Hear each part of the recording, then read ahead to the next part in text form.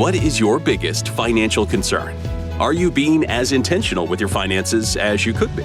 How confident are you that you'll reach your financial goals? How will life's transitions impact your financial plan? Welcome to the Clarity and Confidence for Life podcast with Tom Fleishel, founder, president, and CEO of Fleishel Financial Associates. Discover how we can help business owners, successful families, and corporate executives achieve clarity and confidence for life while providing tailored financial solutions that eliminate complexity and free you up to focus on what really matters in life to you and your family. Now, on to the show. Hello and welcome to Clarity and Confidence for Life with Tom Fleishel. Tom, how are you? Doing great. Thank you. I am excited to be back with you. Took a little break. You were kind of on, you took a couple trips. We won't talk about those in depth. I don't want people knowing where you're going, but I heard you had a lot of fun. Yes, it was a much needed break with some family, getting away and taking a break and just trying to get my mind cleared out. And, we all need that. Absolutely. And spending time with family is such a blessing. I know that today's topic has a lot to do with family, right? It does. And family and just taking care of folks that we love. Yeah. All right. So tell the audience, what are we talking about? Well, today I'd like to talk about a wealth manager's perspective on a client's loss of mental acuity and actually some of the challenges that people go through just in real life and how maybe we've been able to help them transition and solve some of those issues in their lives. And it's just really all about caring for them and being in that long-term relationship. Yeah, and I love this topic that you've chosen because my father's 82, my mother's 72, and thankfully they're both with me still. And this is on my mind, right? I mean, this is something that I think every child thinks about that has aging parents. Yeah, we're not prepared most of the time when these things happen, and it just happened. I'll share some examples of what happened with my wife and her family, and It really was disruptive because unfortunately the parents didn't plan too well, and so we were kind of left holding the bag, as it were, to deal with the situation. So we hope to avoid the situation for our clients and the people that listen to this podcast because it can be avoided, and there's so many ways that you can make that transition less stressful on the family.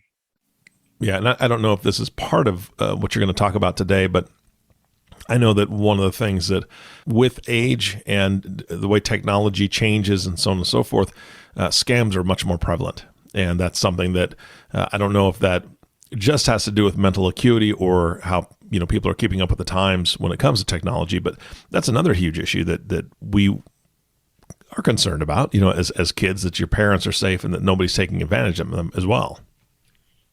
And you'd be surprised how people can fall for these scams, and they don't really have to be, as you said, in a mental acuity situation. That's, one we had that a lady went through, had a health event, and she was vulnerable, and somebody got a hold of her over the internet. And sure enough, I'll share more about that detail in just a minute.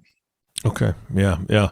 So from your perspective, I mean, this is what this podcast is about. It's this specifically about your perspective on the situation. You have had clients for decades, I'm sure, because you've been doing this a long time and you've got long-term relationships with them. How does that work? And is the family fairly accepting of your input, advice, or, just your general conversation with them when it comes to maybe their parents or getting the kids involved? How does that look? That's a great question. And, one of the things we've tried to do over the years, we've had these relationships from clients, for over 30 years. And one of the things we've found successful is doing what we call a family summit, where we either virtual or in person try to get the family together. We don't have to go into real detail about the specifics of the numbers and the finances, but at least what's supposed to happen when this occurs, when mental acuity occurs, when they can no longer pay their bills or their health event occurs. So we want to make sure that we involve everybody and the decisions and put plans into place so that when that begins to occur, it's not disruptive. It's not total a situation where the family doesn't know how to react. We want to be able to make it a smooth, seamless transition into whatever the situation occurs. And so that prior planning is so vital. So when you're dealing with a client that you may suspect has some, maybe the loss of mental acuity. What are you seeing? What are some of the signs that you're seeing that kind of make you question or, kind of raise that red flag for you?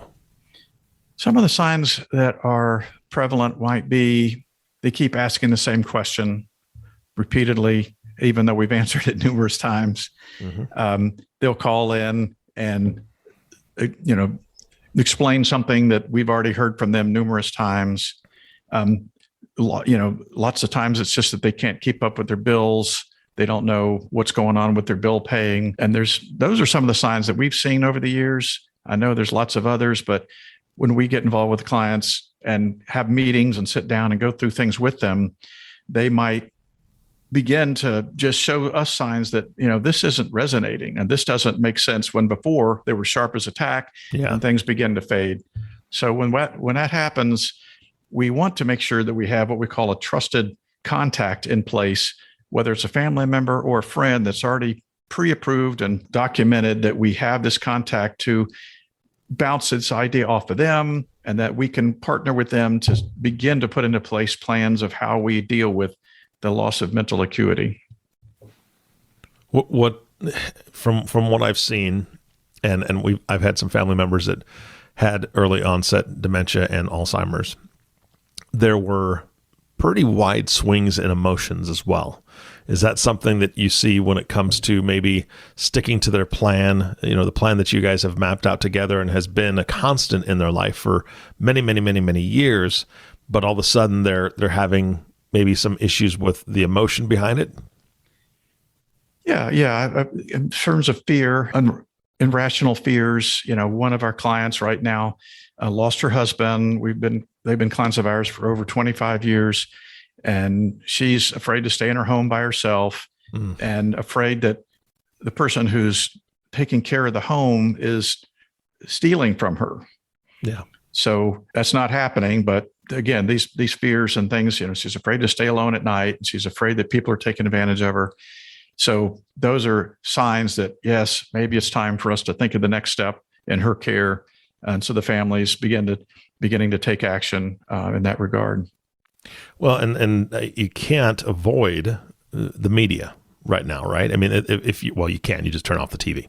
But Problem is that people don't do that. And people that have a routine, I'm just thinking about my father-in-law. He'll throw on the news and he'll have that in the background, or he'll watch it for probably about 30 minutes, 45 minutes. Then he gets up and does things, but he has it in the background. So he's constantly inundated with one specific station, which will remain nameless, but it's definitely on one side or the other, right? And whether it's the left, whether it's the right, both of those media outlets get paid for advertising. So the clickbait or the sound bites that they're offering up are more of, you better do something quick or else this is going to happen kind of thing. That can instill fear. And so right now, with all the market volatility, I'm assuming that you've had to deal with this before, where you get market volatility and then you have a client that just starts to panic, even though things are okay. Yeah, we go through these cycles, and fear can take a front seat versus rational long-term thinking. Mm-hmm. And so our challenge is to keep people focused on the long view and stay the course when the going gets tough. And so we educate our clients, and they know that we're proactive. They know that we have a plan. We have a written strategy that we review on a regular basis. That kind of helps them keep calm and remain on track versus getting very emotional and thinking irrationally when we really just need to stay focused, because it's always new. It always feels different. It's always scary. The world's coming to an end. The sky's falling. But, these markets go through these cycles and been doing that forever. We just need to realize and take positive action when these occur. So let's talk about that action. What is something that you're able to do? I know that you said you have a trusted contact. What are some of the conversations you're having to have with the family to help them through this process? Through the process of getting a higher level of either care or bringing this to somebody's attention, that where maybe a lot of folks don't have kids in state, right? I mean, their children are out of state, and maybe they're just disconnected a little bit, but you may be that first line of defense in a lot of ways. Yes, we can be. And again, that's why we try to get that trusted contact in place, whether it's a friend that they know and trust or another family member. And we want to make sure that we're communicating with them when things begin to change and we see signs of slippage and see signs that, hey, we need to address this. So, yeah, we want to take that first step and get them involved, have some conversation.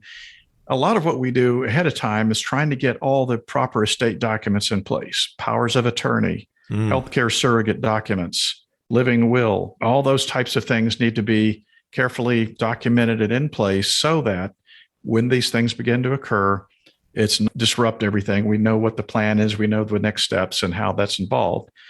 And we certainly don't want other people to take advantage of the situation when there's slipping. And we've seen that attempted before. That can happen where people have tried to take advantage. We have a whole division at our firm on, how to help people through this when we think there might be abuse occurring from someone taking advantage of the situation.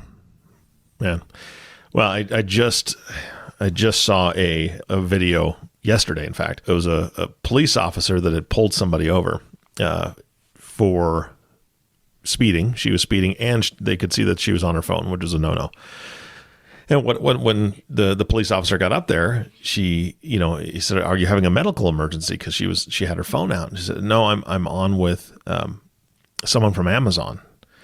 And he's like, "Really? What are they doing?" And she had basically pulled over into a Walgreens parking lot is where he pulled her over.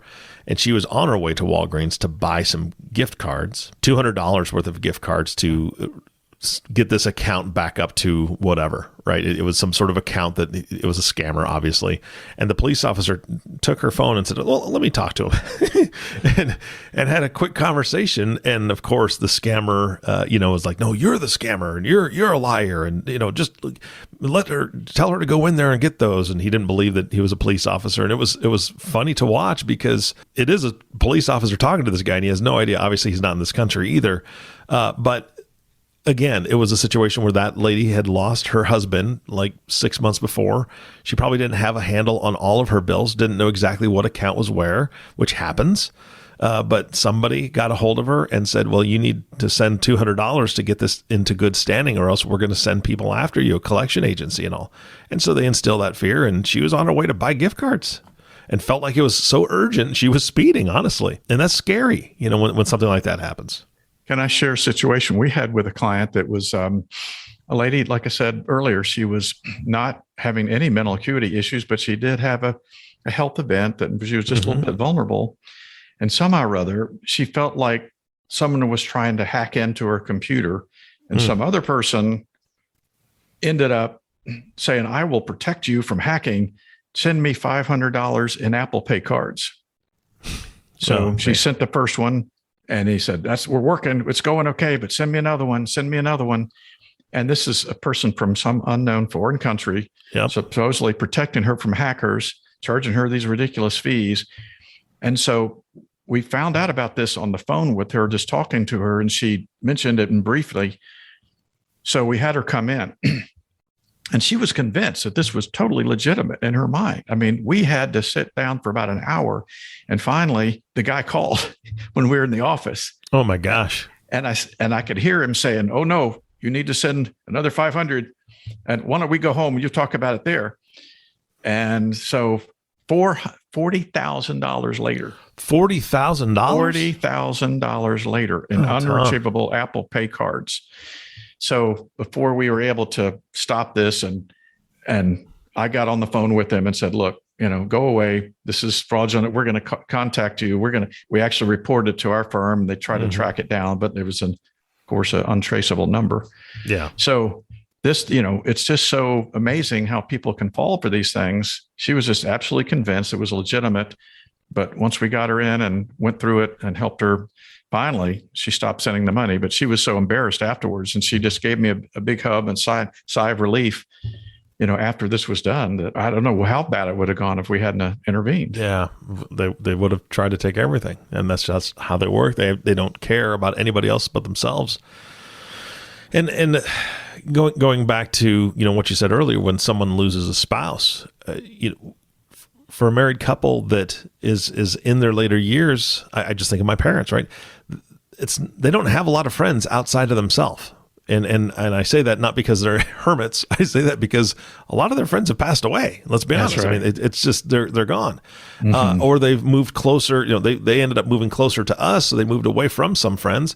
They've got some friends in their town, but not people that they can talk to on a daily basis, so on and so forth. So when one loses a spouse, that's kind of your barometer, right? So you have somebody there to check. Now, wait a second. This person wants $500 for this hacking thing, and you think we should send it? And let's talk. And then maybe they go outside of themselves to get some advice.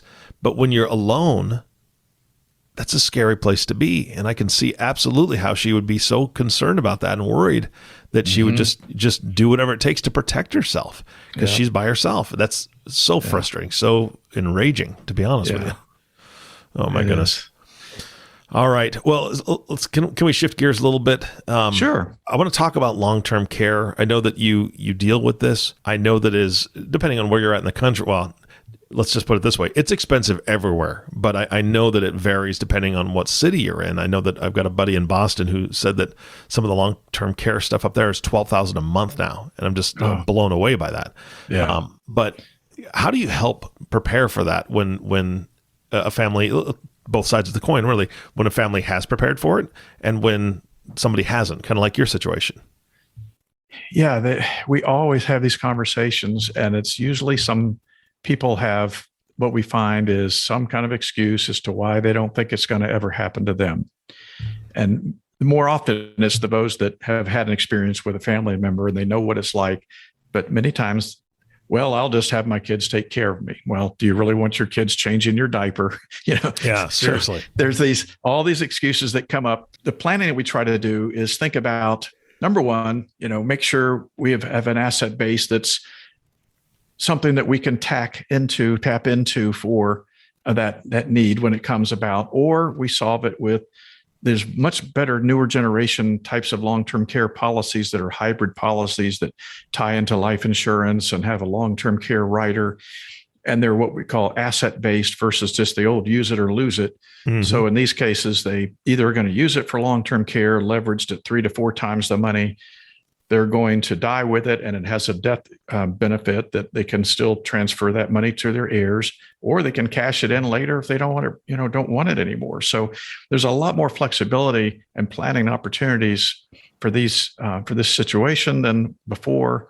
Those old traditional policies are so difficult and so expensive now, and that's why most of the time people have opposed ideas that they just don't want to try to tackle it. But if they don't have the assets, then there's the whole Medicaid solution, which is not ideal, but it's at least a last resort solution that people can fall back on when they just pretty much have to give up all their assets.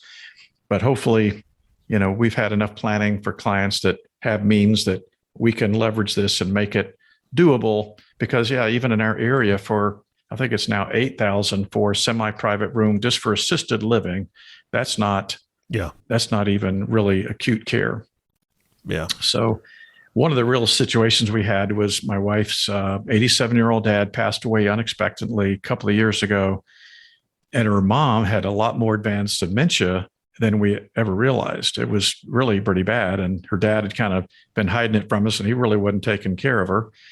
So he didn't want to do any estate planning or any advanced planning. He thought if he had a will, he would die. So when my wife, Becky, was left trying to sell his estate, since he passed intestate without a will, and of course he didn't have all the other documents, she had to establish a guardianship for her mom who lived in another state. It took her over 2 years and lots of frustrating delays, legal, red tape. But she's now placed in a very nice memory care unit close to us. But if better planning had been in place, so much of that problem could have been avoided if just people would face reality and plan for the contingencies. Yeah.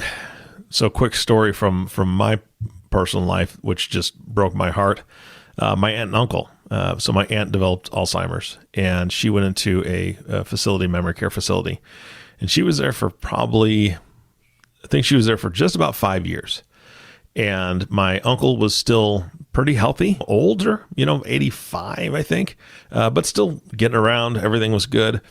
And he had to have a stent put in, into his heart. Pretty standard procedure, but for somebody of that age, it's always a concern, right? And he went in and he died on the table. And it was a surprise to everybody. It was, unexpected. You worst case scenario kind of thing. And then my aunt died about a month later. So the problem is that if the spouse that is in a facility like that is the last one to die, then Medicaid or Medicare, excuse me. Is it Medicare, right? Medicare. Yeah. Right. Yep, Medicare. So they came after everything.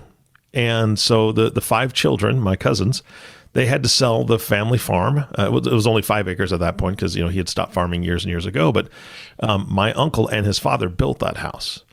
And they had to sell everything. Everything had to go to either auction or just quick sale because to pay for everything. Now, if my aunt had passed away, that was Medicaid. Medicaid. If they were looking to claim for the benefits for her care, that would have been Medicaid. That's because you have to pretty much use up all of your assets to qualify. Correct. But it wouldn't have been that case if my aunt had passed away first, because then my uncle would have still retained the property and the house because he was living there still. They wouldn't have gone after all that. But because he passed away just a month before, they lost all of that. And I mean, that's heartbreaking. It was a family thing, and none of the kids could buy it out at that point, and none of them were going to move back there. But it would have been nice to have in the family as a retreat. We went up there many times and enjoyed ourselves, and had bonfires and all the things you do on a farm, right? And the farm's gone. It's somebody else owns it now. All right, Tom, I know that we are, kind of wrapping up here and we don't have a ton of time left in the podcast, but I do want to ask you a question and maybe some advice here. When it comes to communication, it's not easy. It's not easy to talk about end of life things, that type of planning. And whether it's the parents to the kids, and maybe the kids are like, no, mom and dad, you're going to be fine. You're going to live forever kind of thing.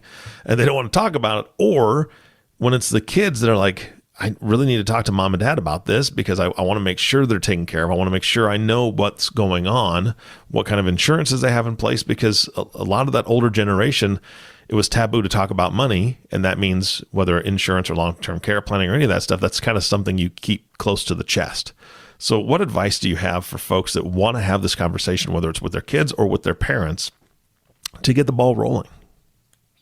Well, one of the things I suggested earlier was the family summit, where we can open up this discussion and have kind of an agenda of topics that we want to address about wishes from both sides and how we communicate that. But lots of times it can just be with a letter, and the parents can write a letter to their kids and say, here's what we feel like is the plan best that we want to have unfold as we age, and our preference would be X, Y, Z. And we want you to make sure that you understand that. And here's what we've put into place already for that to occur. On the flip side, if the kids don't feel like they have that communication, they could also do a letter. And I think it's kind of less intimidating to be able to just write a letter, and they can really lay it out. Here's what we really want for you. We hope that everything goes well. We want to be there for you. We don't want to intrude into your personal affairs until you're comfortable or as you're comfortable. But I think just having some kind of a content written out in written form, and maybe even asking some questions. Would you be willing to answer these questions? How would you prefer to age in place? Do you want to try to age in place in your home as long as possible? What happens if one of you passes? So maybe they could write it out with a few Q&A and submit that, and then have a phone conversation or in person. But I just think that whole communication is so important to make sure that both sides know what they're trying to do. And we all know that hopefully everybody has the right motive, and they're trying to make sure that mom and dad are taken care of. Yeah. Well, if folks are out there listening to this going, this is something that I need to do, I think it's really, really important. And I'm just hesitant to take that first step. So I'd love to talk to you, Tom, or your team, and get you involved and see if we can get everybody around that table and have this discussion, or at least start the discussion. How do they get a hold of you so they can do that? Well, the first place is go to our website at fleishelfinancial.com, and there's a Calendly link for them to click on, an opportunity for us just to have a 15-minute initial conversation just to see if there's some areas that we can be of value, or they can call our office at 386-738-1800. All right, Tom, thank you so much for your time today. I appreciate it. A lot of good tips in this podcast, and I hope people reach out to you. Thanks so much. We really enjoyed it. You bet. And of course, our last thank you goes to you, the listening audience. Thank you so much for listening to Clarity and Confidence for Life podcast with Tom Fleishel. If you have not subscribed to the podcast yet, please click the subscribe now button below. This way, when Tom comes out with a new podcast, it'll show up directly on your listening device. And we humbly ask that you share this podcast, rate it, and leave a review, as this will actually help other people find the show. Again, thank you so much for listening today. For everyone at Fleishel Financial Associates, this is Eric Johnson reminding you to live your best day every day. And we'll see you next time. Thank you for listening to the Clarity and Confidence for Life podcast. Click the subscribe button to be notified of new episodes when they become available. The information covered and posted represents the views and opinions of the hosts and/or guests and does not necessarily represent the views or opinions of Raymond James. This content has been made available for informational and educational purposes only. The content is not intended to be a substitute for professional financial advice. Always seek the advice of your financial advisor or other qualified financial service providers with any questions you may have regarding your individual situation. Securities are offered through Raymond James Financial Services Incorporated, member FINRA, and SIPC. Investment advisory services offered through Raymond James Financial Services Advisors Incorporated. Fleishel Financial Associates is not a broker-dealer and is independent of Raymond James Financial Services.